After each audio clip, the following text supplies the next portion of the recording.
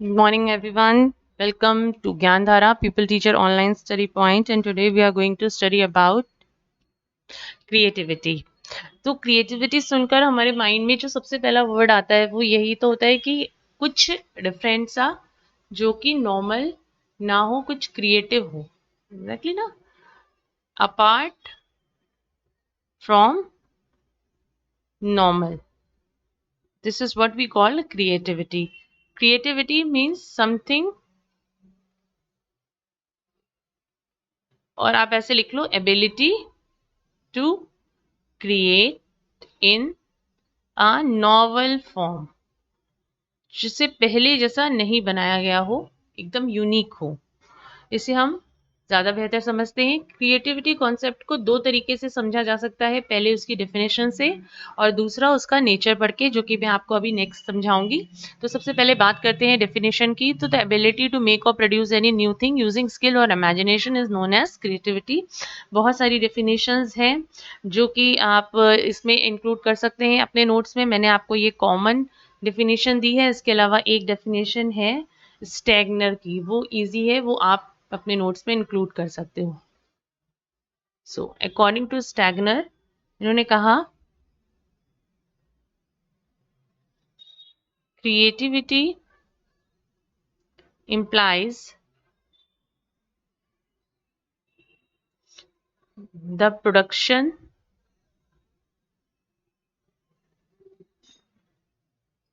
of a totally or partially novel identity. अब यहाँ पे वर्ड है टोटली और पार्शियली. पूरी भी हो सकती है या किसी से इंस्पायर होकर भी क्रिएटिव वर्क हो सकता है, लेकिन जो सम प्रोडक्ट निकल कर आता है वो एक नोवल आइडेंटिटी होती है किसी भी चीज की. नेचर ऑफ क्रिएटिविटी, क्रिएटिविटी का एक सर्टेन नेचर होता है, या आप ये कह सकते हो कि क्रिएटिव जो कैरेक्टरिस्टिक होती हैं क्रिएटिविटी की, उसमें कुछ पॉइंट्स आपको याद करने वाले हैं. जैसे सबसे पहली बात कि creativity is universal. Creativity is universal. हम सब में कुछ ना कुछ क्रिएटिविटी होती है, लेकिन डिग्री जो होती है उसकी वो वेरी करती है फ्रॉम इंडिविजुअल टू इंडिविजुअल. उसके बाद दूसरा है कि क्रिएटिविटी को it can be nourished via training. मतलब कि प्रॉपर एनवायरनमेंट, ट्रेनिंग और एजुकेशन से हम क्रिएटिविटी को और बेहतर कर सकते हैं, जो कि हमारे स्कूल्स में भी बच्चों को सिखाई जाती हैं. नाउ नेक्स्ट इज कि creativity is a source of Joy for the creator. कहने का मतलब है कि जो क्रिएटर होता है उसके लिए जो क्रिएटिविटी है वो केवल एक काम नहीं है, बल्कि उसका सोर्स ऑफ जॉय होना चाहिए, और क्रिएटिव इंडिविजुअल्स को क्रिएटिव करने में ही अच्छा लगता है. Now fourth is it creativity involves ego. Ego statements involve करता है माई आइडियाज, माई रूल्स और माई प्रॉब्लम. ठीक है, तो इस तरह की चीजें हो सकती हैं. इसके अलावा आप बात करें नेचर की क्रिएटिविटी की, तो fifth point is creativity is freedom thinking. Means कि जो क्रिएटिविटी होती है वो फ्रीडम को प्रेफर करती है. क्लोज थिंकिंग वाले लोग क्रिएटिव नहीं हो सकते हैं. क्रिएटिविटी करने के लिए इंसान को फुल फ्रीडम प्रोवाइड करना बहुत ज़्यादा ज़रूरी होता है. उसके अलावा क्रिएटिव का जो फील्ड ऑफ एक्सप्रेशन होता है, या फील्ड ऑफ क्रिएटिविटी, वो बहुत वाइड होती है. और आप कह सकते हो कि ये हर फील्ड में, चाहे वो एकेडमिक हो, है ना, टेक्नोलॉजी हो, म्यूजिक हो, है ना, पॉलिटिकल हो, क्रिएटिविटी का जो फील्ड है वो बहुत वाइड होता है और लगभग बहुत सारे फील्ड्स इसके होते हैं। तो नेचर और कॉन्सेप्ट दोनों से ही आप क्रिएटिविटी का एक सिंपल मतलब समझ सकते हैं कि ये क्रिएटिविटी है। Now difference between creativity and intelligence in fact, तो इंटेलिजेंट और क्रिएटिविटी के तीन मेन डिफरेंसेस हैं जिसको मैं आपको बताऊंगी तो आप इजीली समझ जाओगे कि क्या है।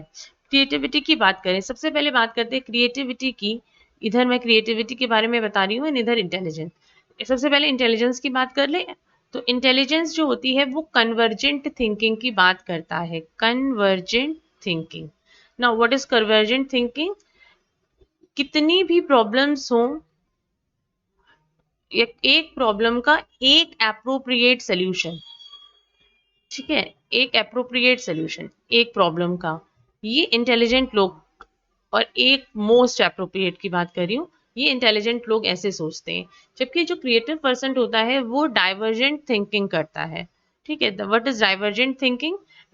किसी एक चीज के बहुत सारे ideas, plan A, plan B, plan C, बहुत सारी चीजों के बारे में सोचना, या अगर आप उसको एक प्रॉब्लम दे दी जाए तो वो उसके मल्टीपल सॉल्यूशंस बता सकता हो, ये ऐसा व्यक्ति क्रिएटिव कहलाता है।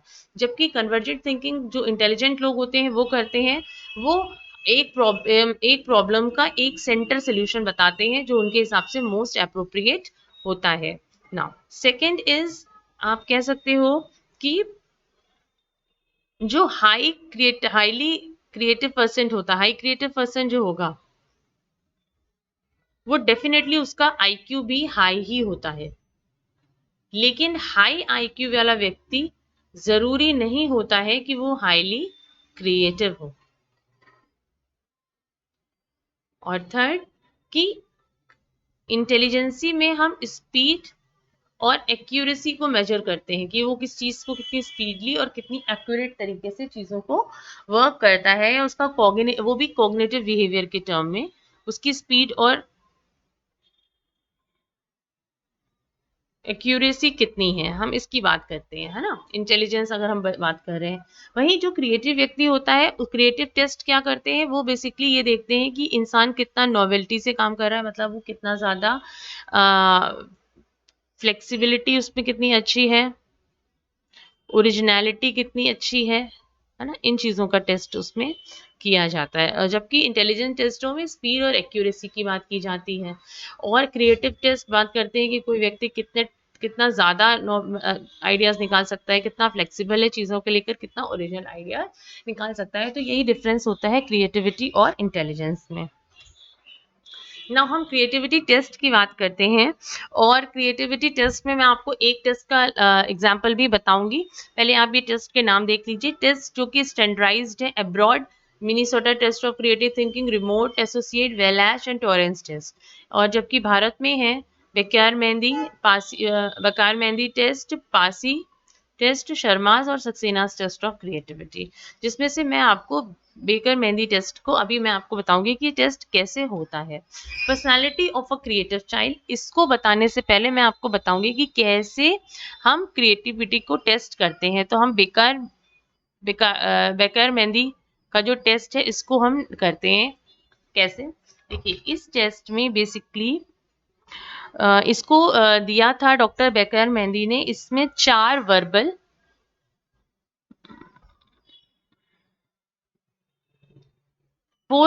टेस्ट हैं और 3 नॉन वर्बल टेस्ट हैं। ये मैं एक टेस्ट का आपको उदाहरण बता रही हूँ। जब आप क्रिएटिविटी की बात करें तो इसको अगर आप कोट करेंगे तो आपको और बेहतर अच्छे से कॉन्सेप्ट समझ में आएगा। तो पहले हम बात करते हैं 4 वर्बल टेस्ट कौन कौन से क्रिएटिविटी के थे इनके। तो पहला था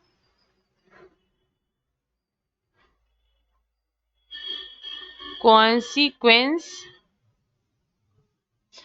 टेस्ट, जिसकी ड्यूरेशन थी 12 मिनट्स। ठीक है, इसमें क्वेश्चंस कैसे पूछे जाते हैं, ऐसे जैसे what would happen if you can fly like a bird, इस तरह के क्वेश्चन। और कि आप क्या करते अगर आपका स्कूल की व्हील्स होते, या क्या आप ऐसा क्या करते अगर आपको खाना ही नहीं कभी खाना पड़ता।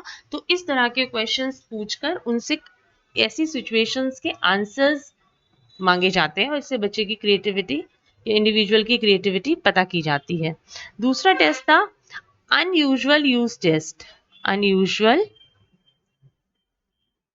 यूज टेस्ट, ये टेस्ट जो है ये इसकी ड्यूरेशन थी अराउंड 15 मिनट्स। इसमें क्या होता है कि इंडिविजुअल्स को एक कोई भी चीज़ दे देते हैं और उसके अनयूजुअल और इंटरेस्टिंग यूजेस पूछते हैं। एग्जाम्पल के तौर पे कोई एक हमने स्टोन दे दिया, एक पत्थर का टुकड़ा दे दिया, एक वुडन स्टिक दे दी, और इसके बहुत सारे आपको अनयूजुअल और इंटरेस्टिंग यूजेस बताने होते हैं वर्बली।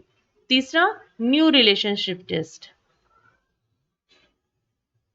न्यू रिलेशनशिप टेस्ट ये भी 15 मिनट्स का होता है और इसमें भी क्या होता है कि ऐसी चीजों के बारे में, रिलेशनशिप के बारे में बात करी जाती है।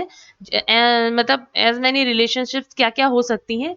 जैसे एग्जाम्पल के तौर पे ने दो शब्द दे दिए, ट्री और हाउस का क्या रिलेशन हो सकता है ना। एयर और वाटर का क्या रिलेशनशिप हो सकता है। अनयूजुअल जो चीजें होती हैं उनका रिलेशनशिप कितने इंटरेस्टिंग वे में आप समझा सकते हैं, ये होता है।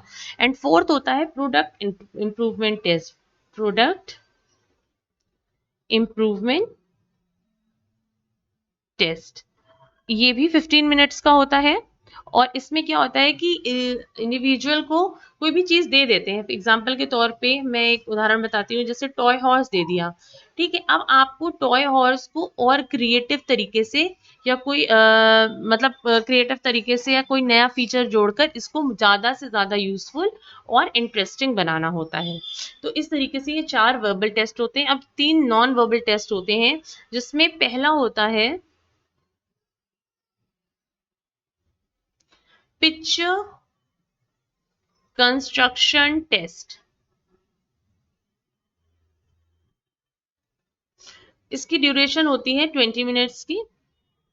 इसमें क्या करते हैं, इसमें आपको दो, एक सेमी सर्कल और एक रोम्बस प्रोवाइड कर देते हैं, ठीक है। और इसके बाद सब्जेक्ट से कहते हैं कि इसके लिए आपको इनको इसको जोड़ते हुए आप इन इन मतलब सेमी सर्कल को, रोम्बस को इलेबोरेट करके इसका यूज करते हुए आप बहुत सारी पिक्चर्स, अलग अलग पिक्चर्स को फॉर्म करिए। मान लीजिए जैसे आपने सेमी सर्कल यूज करके बर्गर फॉर्म किया, इस तरीके से आपको बहुत सारी पिक्चर्स जितनी आप बना सकते हैं बनाइए और प्लस उसके साथ उसको नाम भी सिंपली दे दीजिए। सेकेंड टेस्ट होता है line figure completion test. Line figure completion test, ये टेस्ट भी आपका 15 मिनट्स का होता है। इसमें क्या होता है, आपको डिफरेंट लाइंस प्रोवाइड कर दी जाती हैं इस तरह से। मान लो एक ये है, ये कोई पैटर्न दे दिया, ऐसा कोई पैटर्न दे दिया, क्वेश्चन मार्क दे दिया, इस तरह से। अब इसको जोड़ते हुए आपको पिक्चर्स को कंप्लीट करना है। As many pictures you can create, एक मीनिंगफुल और इंटरेस्टिंग पिक्चर्स को यूज करना होता है हर इनको यूज करते हुए, और प्लस उसका टाइटल बताना होता है। और थर्ड होता है इसी में पिक्चर कंस्ट्रक्शन टेस्ट। एक दूसरी तरीके का पिक्चर कंस्ट्रक्शन टेस्ट इसमें भी होता है।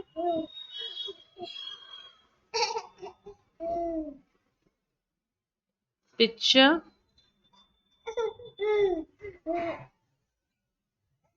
पिक्चर कंस्ट्रक्शन टेस्ट इसमें भी होता है। ये भी होता है 10 मिनट्स का।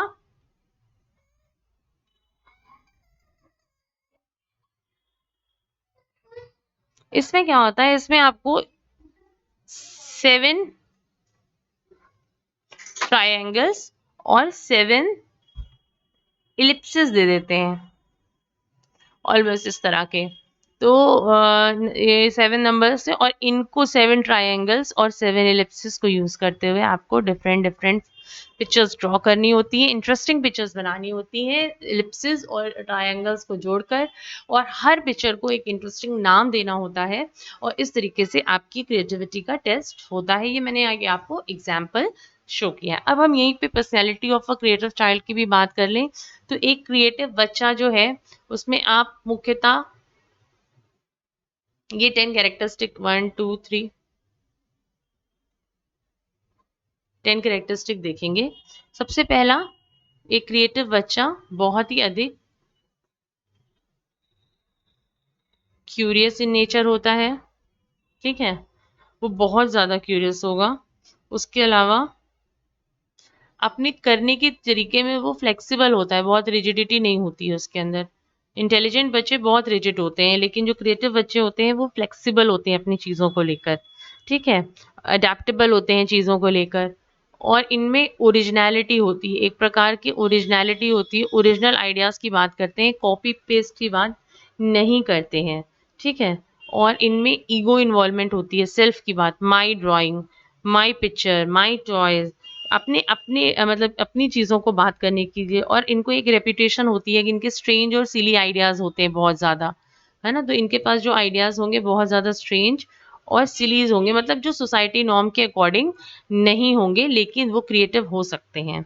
इसके अलावा इनकी फैंटेसी बहुत रिच फैंटेसी होती है ना, जो नॉर्मल वर्ड में इमेजिन भी नहीं की जा सकती, रिच फैंटेसी के ये बच्चे होते हैं।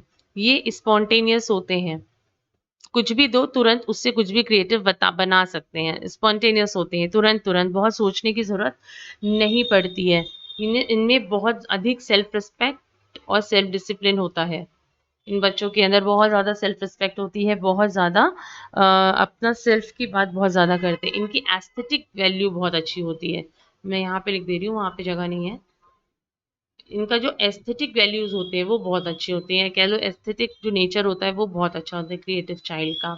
और इसके साथ साथ आप ये भी इसमें कह सकते हो कि ये जो कुछ भी जो नोवल आइडियाज़ की बात होती है ना, या नोवल आइडियाज़ की जहाँ बात होती है, वहाँ पर ये सबसे ज़्यादा पाए जाते हैं, क्योंकि ये इंटेलिजेंस के साथ साथ अपनी नोवेल्टी को भी प्रमोट करते हैं, ओरिजिनलिटी को भी प्रमोट करते हैं। और जैसे कि मैंने एक चीज़ और यहीं पे बताई थी, मैं ऐड कर दे रही हूँ, ये डाइवर्जेंट थिंकिंग लगते हैं, जैसे कि इनके पास शैतानियों के लिए भी बहुत सारी शैतानियाँ होती हैं, है ना। क्रिएटिव बच्चा जो होता है वो दसियों तरीके की शैतानियाँ कर सकता है एक ही चीज़ से। तो इसी तरीके से ये टेस्ट ये जो इंडियन टेस्ट है, baker mehndi, doctor baker mehndi का दिया हुआ, ये नेशनल साइकोलॉजिकल कॉर्पोरेशन द्वारा मान्य है।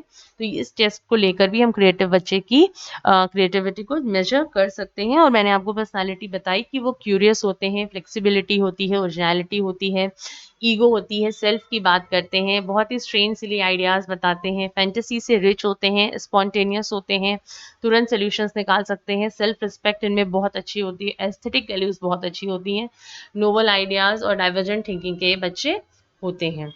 अब how to develop creativity in a child, क्योंकि जब से मैंने ये लेक्चर्स स्टार्ट किए हैं, मैंने आपको हमेशा बोला है कि मैं जब भी पढ़ाती हूँ आपको, तो मैं ये सोचकर पढ़ाती हूँ कि आप भावी टीचर हैं और आप आगे जाकर बच्चों को पढ़ाएंगे। तो डेफिनेटली इसीलिए मैं हर टॉपिक के साथ उसकी एजुकेशनल इम्प्लीकेशन क्या होती है ये भी मैं ज़रूर बताती हूँ, क्या क्या, ताकि आपको सिर्फ नोट्स और मार्क्स तो आपको मिल ही जाएंगे बीएड में, डीएलएड में, बट और आगे भी, लेकिन अगर आप टीचर बन रहे हैं तो आपको कॉन्सेप्ट भी समझना चाहिए। जैसे हम फॉर्मूलेस तो याद कर लेते हैं, लेकिन फॉर्मूला के पीछे जो पोस्टुलेट्स होते हैं हम उसको नहीं पता करते कि वो आए कहाँ से। तो इसी तरीके से आपने जैसे लर्न तो कर लिया, स्किनर की परिभाषा है, व्हाट्स पावलक कंडीशन क्या होती है, लेकिन आप उतना ही पढ़ते हैं जितना कि आपके सिलेबस में आता है एज अ। लेकिन ये जो कोर्सेज हैं बेसिकली टीचर्स और स्टूडेंट्स के रिलेशनशिप को डिफाइन करते हैं जब आप क्लासरूम में जाते हैं।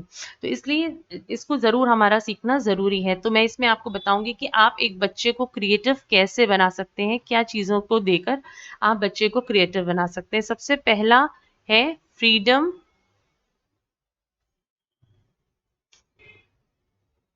To respond. बच्चे को जितना ज़्यादा आप फ्रीडम देंगे, है ना, जितने आइडियाज़ वो सोच सकते हैं ना, तो think many ideas as they can, इसके बारे में आप बच्चों से बात करिए। उनको फ्रीडम दीजिए रिस्पॉन्ड करने की, चाहे वो क्लासरूम हो चाहे वो घर हो। अपॉर्चुनिटी प्रोवाइड करिए फॉर ईगो इन्वॉल्वमेंट। बच्चे को सेल्फ की आदत डालिए। यहाँ पे मैं ईगो की बात नेचर की नहीं कर रही हूँ, जो वो सेल्फ क्रिएट करते हैं वहां पर उनको ईगो इन्वॉल्वमेंट होना चाहिए। अगर बच्चे ने कुछ आंसर लिखा है और अगर वो आंसर नॉर्मल नहीं है पर आपको इंटरेस्टिंग लगता है, तो उसकी ओरिजिनलिटी को, उसको और उसकी जो फ्लेक्सिबिलिटी है लिखने की उसको अप्रिशिएट ज़रूर करिए। हो सकता हो वो आंसर उसने वैसा ना लिखा हो जैसा बुक में लिखा हो, पर वो इंटरेस्टिंग हो सकता है। अगर गलत नहीं है तो आपको डेफिनेटली उसको एनकरेज करना चाहिए। इसके बाद कई बार बच्चों में हेजिटेशन और फियर होता है कि अगर वो नोवेल आइडियाज़ क्लास में बताएंगे तो बच्चे उन पे हंसेंगे या टीचर उनका मजाक उड़ाएंगे। तो ऐसा नहीं होना चाहिए। क्लासरूम में बच्चों को हेजिटेशन और फियर नहीं होना चाहिए, क्योंकि जैसे कि मैंने आपको बताया था कि क्रिएटिव बच्चे का नेचर फ्रीडम मांगता है। तो फ्रीडम उसको तभी मिलेगी जब वो फ्रीली होकर अपनी बात को कह सकेगा। और अगर क्लास में हेजिटेशन और फेयर का माहौल होगा तो बच्चा अपनी क्रिएटिविटी कभी नहीं शो करता है। इसके बाद आपको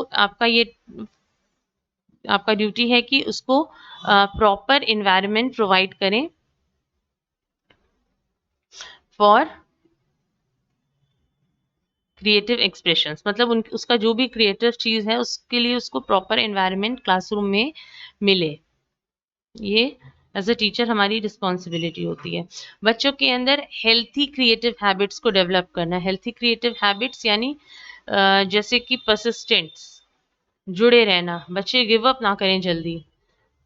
3 चीज़ें बेसिकली होनी चाहिए बच्चे में। परसिस्टेंसी होनी चाहिए, जुड़े रहना चाहिए उनको, चीज़ें रिलायबल होनी चाहिए, मतलब ऐसी चीज़ हो जिसको वो बता सके, और सेल्फ कॉन्फिडेंस बच्चे, ये हैबिट्स बच्चों में आनी चाहिए। और ये हम टीचर्स क्लासरूम में बच्चे को अपॉर्चुनिटीज़ देकर क्रिएट कर सकते हैं। नेक्स्ट इज़ कि avoidance of block to creative thinking. जो भी बच्चे की क्रिएटिव थिंकिंग को रोक रहा है, चाहे वो घर का माहौल हो, उसके पेरेंट्स का हो, चाहे वो क्लास में बुली हो रहा हो, तो जो ये सब ब्लॉक्स जो होते हैं ये बच्चे को मतलब क्रिएटिव थिंकिंग करने से रोकते हैं। जैसे फॉल्टी मेथड्स हैं टीचिंग के, अनसिम्पैथेटिक ट्रीटमेंट्स है बच्चों का, एंग्जाइटी है, फ्रस्ट्रेशन है, क्या कह सकते हो कि टीचर्स और पेरेंट्स का ऑथोरिटेरियन एटीट्यूड है, और ओवर एम्फेसिस है स्कूल मार्क्स पे। तो ये सब चीज़ें ब्लॉक्स होती हैं बच्चे के लिए, तो इन चीज़ों का हमें अवॉइडेंस करना चाहिए। उसके अलावा हमें क्या करना चाहिए? Reform in the evolution system. Reform in the evolution system.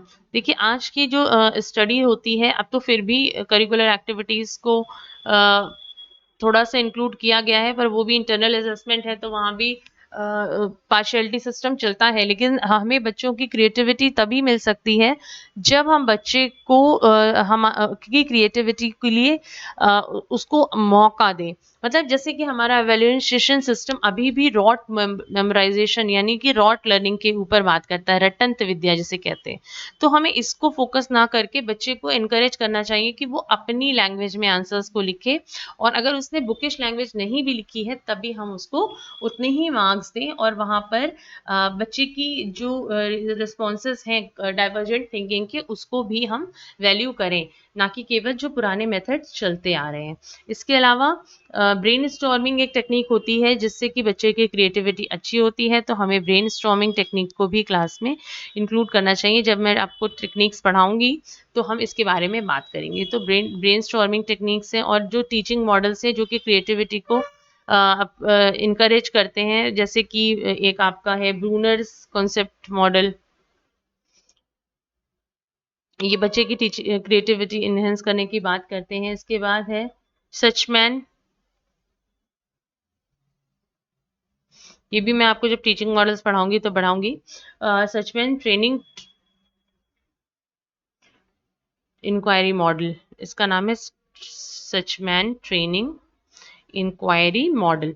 तो इस तरह का मॉडल्स जो हैं बच्चे की क्रिएटिविटी के लिए अच्छे होते हैं, तो इन तरह के टीचिंग मॉडल्स को हमें इस्तेमाल करना चाहिए बच्चों की क्रिएटिविटी बढ़ाने के लिए। इसके अलावा आप नॉर्मली प्ले वे मेथड,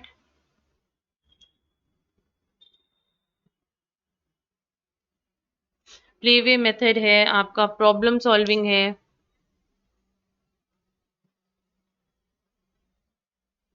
इस तरह के मेथड्स को यूज़ करके भी बच्चों की क्रिएटिविटी इनहेंस कर सकते हैं अपने क्लासरूम में। तो आई होप आपको क्रिएटिविटी का कॉन्सेप्ट समझ में आ गया होगा, और थैंक्स फॉर वॉचिंग।